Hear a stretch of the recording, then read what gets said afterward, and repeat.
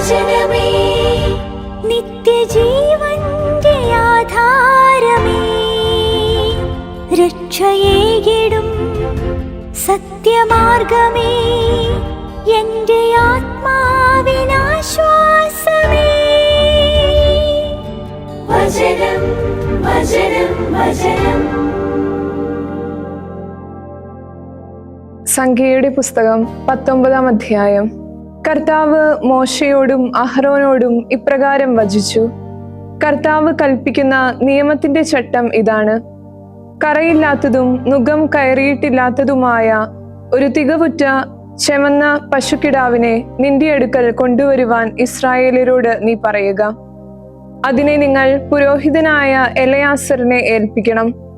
അവൻ അതിനെ പാളയത്തിന് വെളിയിൽ കൊണ്ടുപോകണം. അവന്റെ മുൻപിൽ വെച്ച് അതിനെ അറക്കണം. പുരോഹിതനായ എലയാസർ തന്റെ വിരൽ കൊണ്ട് അതിന്റെ കുറച്ച് രക്തമെടുത്ത് സമാഗമ കൂടാരത്തിന്റെ നേരെ മുൻപിലേക്ക് രക്തത്തിൽ നിന്ന് 7 പ്രാവശ്യം തൂകണം. പശുക്കിടാവിനെ അവന്റെ സമക്ഷം ദഹിപ്പിക്കണം.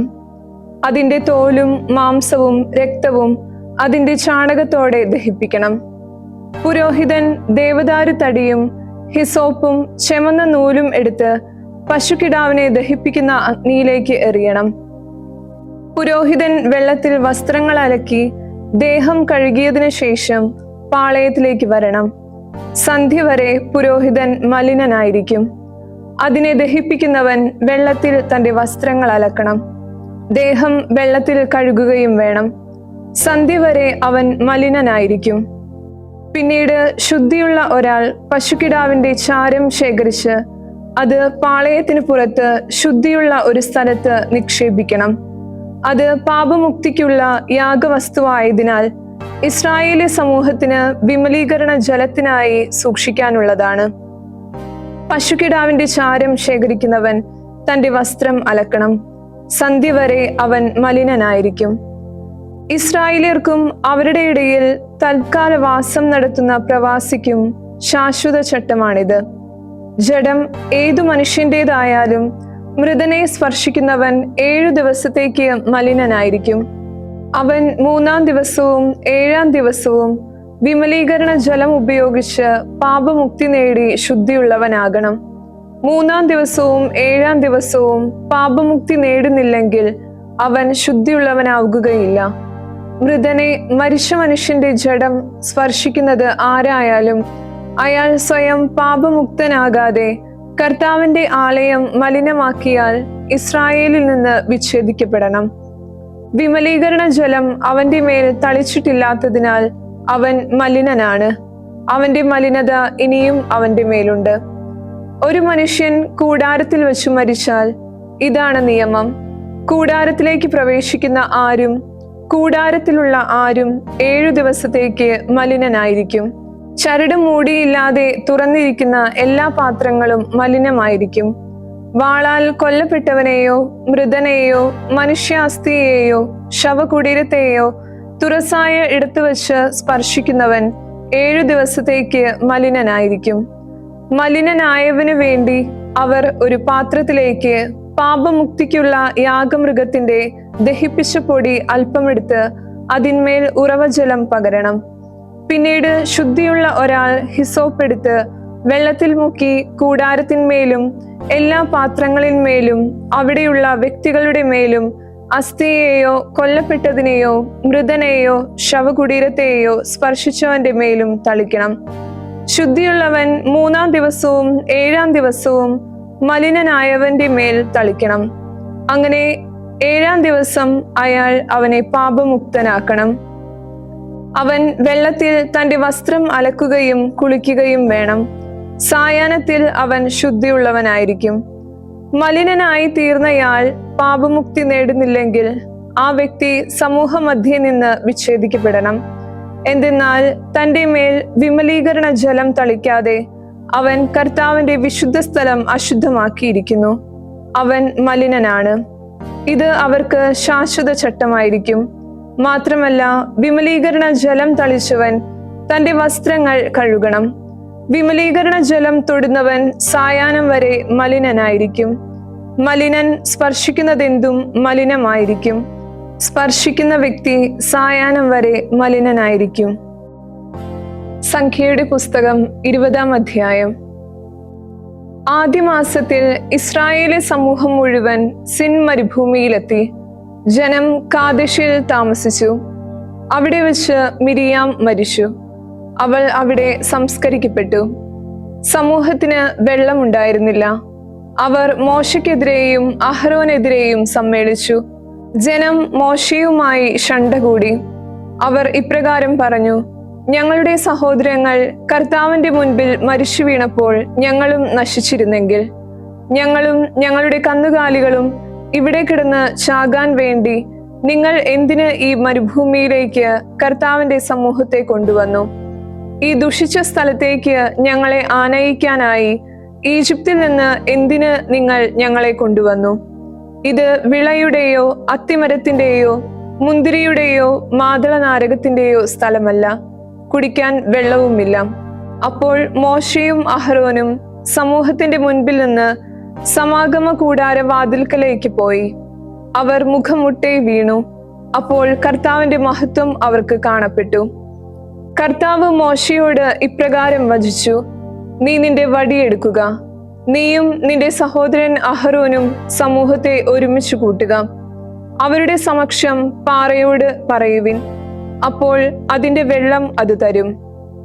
അങ്ങനെ നീ പാറയിൽ നിന്ന് അവർക്കായി വെള്ളം പുറപ്പെടുവിച്ച് സമൂഹത്തെയും അവരുടെ കന്നുകാലികളെയും കുടിപ്പിക്കും. കർത്താവ് മോശയോട് കൽപ്പിച്ചതുപോലെ അവിടുത്തെ സന്നിധിയിൽ നിന്ന് അവൻ വടിയെടുത്തു. മോശയും അഹ്റോനും സമൂഹത്തെ പാറയുടെ മുൻപിലായി ഒരുമിച്ച് കൂട്ടി. അവൻ അവരോട് പറഞ്ഞു: ധിക്കാരികളെ, കേട്ടാലും. ഈ പാറയിൽ നിന്നാണോ ഞങ്ങൾ നിങ്ങൾക്ക് വേണ്ടി വെള്ളം പുറപ്പെടുവിക്കേണ്ടത്? മോശ കരമുയർത്തി തന്റെ വടി കൊണ്ട് 2 പ്രാവശ്യം പാറയെ അടിച്ചു. ധാരാളം ജലം പ്രവഹിച്ചു. സമൂഹവും കന്നുകാലികളും കുടിച്ചു. കർത്താവ് മോശയോടും അഹ്റോനോടും അരുളി ചെയ്തു: ഇസ്രായേലരുടെ ദൃഷ്ടികളിൽ എന്റെ വിശുദ്ധി പ്രകടമാക്കും വിധം നിങ്ങൾ എന്നിൽ വിശ്വാസം അർപ്പിക്കാതിരുന്നതുകൊണ്ട് ഞാൻ ഈ സംഘത്തിന് കൊടുക്കുന്ന ദേശത്തേക്ക് നിങ്ങൾ അവരെ ആനയിക്കുകയില്ല. അതാണ് കർത്താവുമായി ഇസ്രായേലിയർ കലഹിച്ച മെരീബ ജലം. അതുവഴി അവിടുന്ന് തന്റെ വിശുദ്ധി പ്രകടമാക്കി. മോശ കാദേശിൽ നിന്ന് ഏദോം രാജാവിന്റെ അടുത്തേക്ക് ദൂതന്മാരെ അയച്ചു. നിന്റെ സഹോദരനായ ഇസ്രായേൽ ഇങ്ങനെ പറയുന്നു: ഞങ്ങൾ നേരിട്ട കഷ്ടതകളെല്ലാം നിനക്ക് തന്നെ അറിയാമല്ലോ. ഞങ്ങളുടെ പിതാക്കന്മാർ ഈജിപ്തിലേക്ക് പോയി. ഏറെ നാൾ ഞങ്ങൾ ഈജിപ്തിൽ താമസമാക്കി. ഞങ്ങളോടും ഞങ്ങളുടെ പിതാക്കന്മാരോടും ഈജിപ്തുകാർ തിന്മ ചെയ്തു. ഞങ്ങൾ കർത്താവിനോട് നിലവിളിച്ചു. അപ്പോൾ അവിടുന്ന് ഞങ്ങളുടെ സ്വരം കേൾക്കുകയും ഒരു ദൂതനെ അയച്ച് ഞങ്ങളെ ഈജിപ്തിൽ നിന്ന് പുറത്തു കൊണ്ടുവരികയും ചെയ്തു. ഇതാ, ഞങ്ങൾ ഇപ്പോൾ നിന്റെ അതിർത്തിക്കപ്പുറമുള്ള നഗരമായ കാദേശിലാണ്. നിന്റെ ദേശത്തിലൂടെ ഞങ്ങൾ കടന്നു പോകട്ടെ. വയലിലോ മുന്തിരിത്തോട്ടത്തിലോ ഞങ്ങൾ കടക്കുകയില്ല. കിണറ്റിലെ വെള്ളം ഞങ്ങൾ കുടിക്കുകയുമില്ല. രാജപാതയിലൂടെ ഞങ്ങൾ പോയിക്കോളാം. നിന്റെ അതിർത്തി കടക്കുന്നതുവരെ വലത്തോട്ടോ ഇടത്തോട്ടോ ഞങ്ങൾ തിരിയുകയില്ല. അപ്പോൾ ഏദോം അവനോട് പറഞ്ഞു: ഞാൻ വാളുമായി പുറപ്പെട്ട് നിന്നെ നേരിടാതിരിക്കുവാൻ നീ എന്നെ കടന്നു പോകരുത്. ഇസ്രായേലിയർ അവനോട് പറഞ്ഞു: പെരുവഴിയിലൂടെ ഞങ്ങൾ കയറിപ്പോയിക്കൊള്ളാം. ഞാനോ എന്റെ കാലികളോ നിന്റെ വെള്ളം കുടിച്ചാൽ ഞാൻ അതിന്റെ വില തന്നുകൊള്ളാം. കാൽനടയായി എനിക്ക് കടന്നു പോകണമെന്നല്ലാതെ മറ്റു കാര്യമൊന്നുമില്ല. അപ്പോൾ അവൻ പറഞ്ഞു: നീ കടന്നു പോകരുത്. ഏദോം വൻ ജനാവലിയോടും ശക്തമായ കരുത്തോടും കൂടെ അവനെ നേരിടാനെത്തി. അങ്ങനെ തന്റെ അതിർത്തി കടക്കുവാൻ ഇസ്രായേലിന് ഏദോം അനുവാദം നിഷേധിച്ചു. അതിനാൽ ഇസ്രായേൽ അവനിൽ നിന്ന് വഴിതിരിഞ്ഞു. ഇസ്രായേലി സമൂഹം മുഴുവൻ കാദേശിൽ നിന്ന് നീങ്ങി ഹോർ മലയിലെത്തി. ഏദോം രാജ്യാതിർത്തിയോട് ചേർന്നുള്ള ഹോർ മലയിൽ വെച്ച് കർത്താവ് മോശയോടും അഹ്റോനോടും ഇപ്രകാരം അരുളി ചെയ്തു: അഹ്റോൻ തന്റെ ജനങ്ങളോട് ചേർക്കപ്പെടുകയാണ്. ഞാൻ ഇസ്രായേലിയർക്ക് നൽകുന്ന ദേശത്ത് അവൻ തീർച്ചയായും പ്രവേശിക്കുകയില്ല. കാരണം മെരീബ ജലത്തെക്കുറിച്ചുള്ള എന്റെ നിർദ്ദേശം നിങ്ങൾ ധിക്കരിച്ചു. അഹരോനെയും അവന്റെ പുത്രൻ എലെയാസറിനെയും കൊണ്ടുവന്ന് ഹോർ മല കയറ്റുക. നീ അഹരോന്റെ വസ്ത്രങ്ങൾ ഉരിഞ്ഞ് അവന്റെ മകനായ എലെയാസറിനെ ധരിപ്പിക്കുക. അവിടെ വെച്ച് അഹരോൻ മരിച്ച് ജനത്തോട് ചേർക്കപ്പെടും. കർത്താവ് കൽപ്പിച്ചതുപോലെ മോശ പ്രവർത്തിച്ചു. സമൂഹം മുഴുവനും കാണെ അവർ ഹോർ മലയിലേക്ക് കയറി. മോശ അഹരോന്റെ വസ്ത്രങ്ങൾ ഉരിഞ്ഞ് അവന്റെ മകൻ എലെയാസറിനെ ധരിപ്പിച്ചു.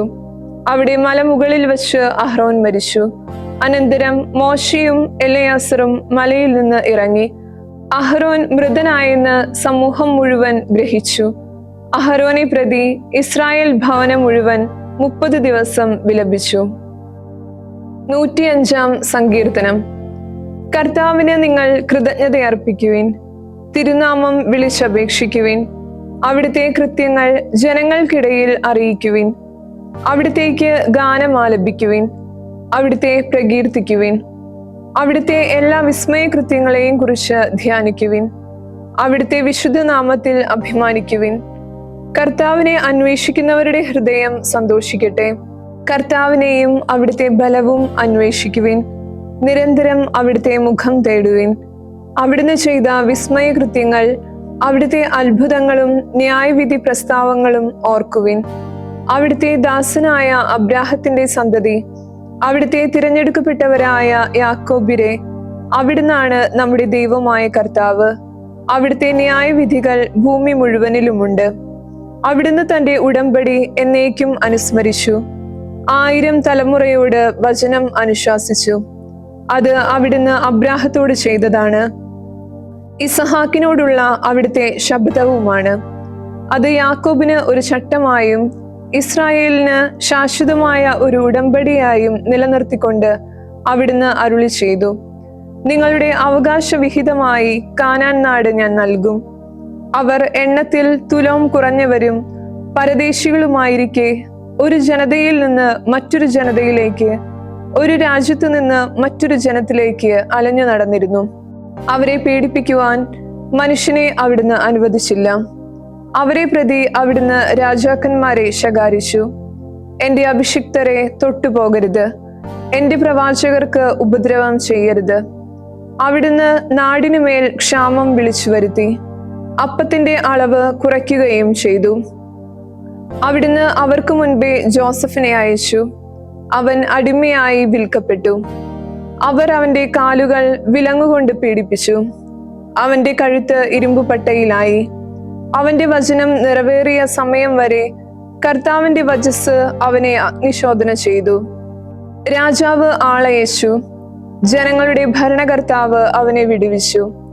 അദ്ദേഹം അവനെ സ്വതന്ത്രനാക്കി. അദ്ദേഹം അവനെ തന്റെ ഭവനത്തിന് നാഥനും തന്റെ സമ്പത്തിന്റെ എല്ലാം ഭരണകർത്താവുമായി നിയമിച്ചു. അദ്ദേഹത്തിന്റെ പ്രഭുക്കന്മാരെ യഥേഷ്ടം നിയന്ത്രിക്കാൻ അദ്ദേഹത്തിന്റെ ശ്രേഷ്ഠന്മാരെ അവൻ ജ്ഞാനമതികളാക്കി.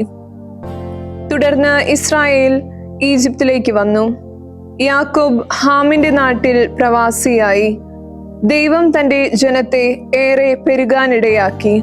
അതിനെ തന്റെ വൈരികളെക്കാൾ പ്രബലരാക്കി. തന്റെ ജനത്തെ വെറുക്കുവാൻ, തന്റെ ദാസരോട് കൗശലം കാണിക്കാൻ അവിടുന്ന് അവരുടെ ഹൃദയം മാറ്റിമറിച്ചു. അവിടുന്ന് തന്റെ ദാസനായ മോശയെയും താൻ തിരഞ്ഞെടുത്ത അഹ്റോനെയും അയച്ചു. അവരുടെ ഇടയിൽ അവിടുത്തെ അടയാളങ്ങളും ഹാമിന്റെ ദേശത്ത് അത്ഭുതങ്ങളും അവർ പ്രകടമാക്കി. അവിടുന്ന് അന്ധകാരം അയച്ച് ഇരുട്ടാക്കി. അവർ അവിടുത്തെ ബാധകൾ ചെറുത്തു നിന്നില്ല. അവിടുന്ന് അവരുടെ ജലാശയങ്ങൾ രക്തമായി മാറ്റി. അവരുടെ മത്സ്യഗണത്തെ നിഹനിച്ചു. അവരുടെ നാട് നിറയെ തവളകളായി, അവരുടെ രാജാക്കന്മാരുടെ ഉൾമുറികളിലും. അവിടുന്ന് കൽപ്പിച്ചു, ഈച്ചക്കൂട്ടം വന്നു.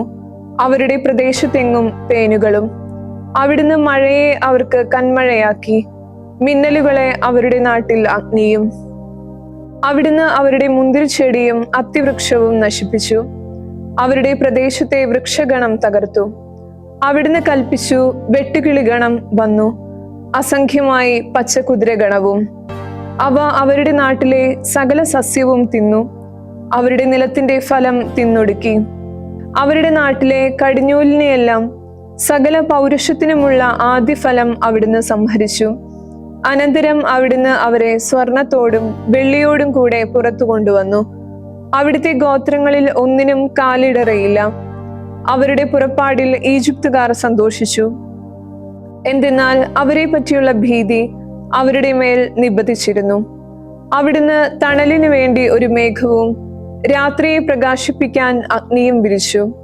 അവർ ചോദിച്ചു, അവിടുന്ന് കാടപ്പക്ഷിഗണത്തെ വരുത്തി. ആകാശത്തിന്റെ അപ്പം കൊണ്ട് അവിടുന്ന് അവരെ തൃപ്തിപ്പെടുത്തി. അവിടുന്ന് പാറ തുറന്നു, വെള്ളം പൊട്ടിയൊഴുകി. അത് ഉണങ്ങിയ ഇടങ്ങളിലൂടെ നദിയായി പ്രവഹിച്ചു. എന്തെന്നാൽ അവിടുന്ന് തന്റെ വിശുദ്ധ വാഗ്ദാനത്തെ, തന്റെ ദാസനായ അബ്രാഹത്തെ അനുസ്മരിച്ചു. അവിടുന്ന് തന്റെ ജനത്തെ ആനന്ദത്തോടെ, തന്റെ തിരഞ്ഞെടുക്കപ്പെട്ടവരെ ആർപ്പുവിളിയോടെ പുറത്തെത്തിച്ചു. ജനപദങ്ങളുടെ അധ്വാന ഫലം അവർ കൈയടക്കും വിധം അവിടുന്ന് ജനതകളുടെ ദേശങ്ങൾ അവർക്ക് നൽകി. അവർ അവിടുത്തെ ചട്ടങ്ങൾ പാലിക്കാനും നിയമങ്ങൾ കാത്തു സൂക്ഷിക്കാനുമായിരുന്നു അത്. ഹല്ലേലൂയ. വിശുദ്ധ ലൂക്ക എഴുതിയ സുവിശേഷം 1-ാം അധ്യായം 57 മുതൽ 80 വരെയുള്ള തിരുവചനങ്ങൾ. എലിസബത്തിന് പ്രസവിക്കാനുള്ള സമയമായി. അവൾ ഒരു പുത്രനെ പ്രസവിച്ചു. കർത്താവ് അവളോട് വലിയ കാരുണ്യം കാണിച്ചിരിക്കുന്നു എന്ന് കേട്ട് അയൽക്കാരും ബന്ധുക്കളും അവളോടൊത്ത് സന്തോഷിച്ചു. 8-ാം ദിവസം അവർ ശിശുവിന്റെ പരിച്ഛേദനത്തിന് വന്നു. പിതാവിന്റെ പേരനുസരിച്ച് സഖറിയ എന്ന് വിളിക്കാൻ അവർ ഒരുങ്ങി. എന്നാൽ അവന്റെ അമ്മ അവരോട് പറഞ്ഞു, അങ്ങനെയല്ല, അവൻ യോഹന്നാൻ എന്ന് വിളിക്കപ്പെടണം. അവർ അവളോട് പറഞ്ഞു, നിന്റെ ബന്ധുക്കളിൽ ആരും ഈ പേരിൽ വിളിക്കപ്പെടുന്നില്ലല്ലോ. അവൻ എങ്ങനെ വിളിക്കപ്പെടാനാണ് ആഗ്രഹിക്കുന്നതെന്ന് അവന്റെ പിതാവിനോട് അവർ ആംഗ്യം കാണിച്ചു ചോദിച്ചു. അവൻ ഒരു എഴുത്തുപലക ആവശ്യപ്പെട്ടു. യോഹന്നാൻ എന്നാണ് അവന്റെ പേര് എന്ന് പറഞ്ഞുകൊണ്ട് അതിൽ എഴുതി. എല്ലാവരും അത്ഭുതപ്പെട്ടു. തൽക്ഷണം അവന്റെ വായും നാവും തുറക്കപ്പെട്ടു. അവൻ ദൈവത്തെ വാഴ്ത്തിക്കൊണ്ട് സംസാരിച്ചു. അവരുടെ അയൽക്കാർക്കെല്ലാം ഭയമുണ്ടായി. ഈ കാര്യങ്ങളെല്ലാം യൂദയായിലെ മലനാട്ടിലാകെ സംസാര വിഷയമാകുകയും ചെയ്തു. കേട്ടവരെല്ലാം ഈ ശിശു ആരായി തീരും എന്ന് പറഞ്ഞുകൊണ്ട് ഇവ ഹൃദയത്തിൽ സൂക്ഷിച്ചു. എന്തെന്നാൽ കർത്താവിന്റെ കരം അവനോട് കൂടെ ഉണ്ടായിരുന്നു. അവന്റെ പിതാവായ സഖറിയ പരിശുദ്ധാത്മാവാൽ നിറഞ്ഞു പ്രവചിച്ചു, ഇസ്രായേലിന്റെ ദൈവമായ കർത്താവ് വാഴ്ത്തപ്പെട്ടവൻ. എന്തെന്നാൽ അവിടുന്ന് തന്റെ ജനത്തെ സന്ദർശിച്ച് വീണ്ടെടുപ്പ് നടത്തി. തന്റെ ദാസനായ ദാവീദിന്റെ കുടുംബത്തിൽ നമുക്കായി രക്ഷയുടെ കൊമ്പുയർത്തി. അത് അവിടുന്ന് പുരാതന കാലം മുതലേ തന്റെ വിശുദ്ധരായ പ്രവാചകന്മാരുടെ അധരങ്ങളിലൂടെ അരുളി ചെയ്തിരുന്നത് പോലെ നമ്മുടെ ശത്രുക്കളുടെയും നമ്മെ വെറുക്കുന്ന എല്ലാവരുടെയും കയ്യിൽ നിന്ന് രക്ഷിക്കാനും നമ്മുടെ പിതാക്കന്മാരോടുള്ള കരുണ പ്രവർത്തിക്കാനും തന്റെ പരിശുദ്ധമായ ഉടമ്പടി അനുസ്മരിക്കാനുമാണ്. ഇതാകട്ടെ അവിടുന്ന് നമ്മുടെ പിതാവായ അബ്രാഹത്തോട് ചെയ്ത ശബ്ദമനുസരിച്ച് നാം ശത്രുക്കളുടെ കൈകളിൽ നിന്ന് വിമോചിതരായി നിർഭയം വിശുദ്ധിയിലും നീതിയിലും നമ്മുടെ നാളുകളിലെല്ലാം അവന്റെ മുൻപിൽ ആരാധിക്കാൻ വേണ്ടി അത്രേ. നീയോ കുഞ്ഞെ അത്യുന്നതന്റെ പ്രവാചകൻ എന്ന് വിളിക്കപ്പെടും. കർത്താവിന് വഴിയൊരുക്കുവാൻ അവന്റെ മുൻപേ പോകും. അത് അവന്റെ ജനത്തിന് പാപമോചനത്താലുള്ള രക്ഷയെക്കുറിച്ച് അറിവ് നൽകാനും നമ്മുടെ ദൈവത്തിന്റെ ആർദ്രമായ കരുണയാൽ ഉന്നതത്തിൽ നിന്നുള്ള ഉദയസൂര്യൻ നമ്മെ സന്ദർശിക്കുമ്പോൾ ഇരുളിലും മരണത്തിന്റെ നിഴലിലും ഇരിക്കുന്നവർക്ക് പ്രകാശം വീശാനും സമാധാനത്തിന്റെ മാർഗത്തിലേക്ക് നമ്മുടെ പാദങ്ങൾ നേർ നയിക്കാനും അത്രേ. ശിശു വളരുകയും ആത്മാവിൽ ബലപ്പെടുകയും ചെയ്തുകൊണ്ടിരുന്നു. ഇസ്രായേലിനുള്ള പ്രത്യക്ഷപ്പെടലിന്റെ നാളുകൾ വരെ അവൻ മരുഭൂമിയിലായിരുന്നു. ദൈവവചനമേ, നിത്യജീവന്റെ ആധാരമേ, രക്ഷയേകിടും സത്യമാർഗമേ, എന്റെ ആത്മാവിനാശ്വാസം.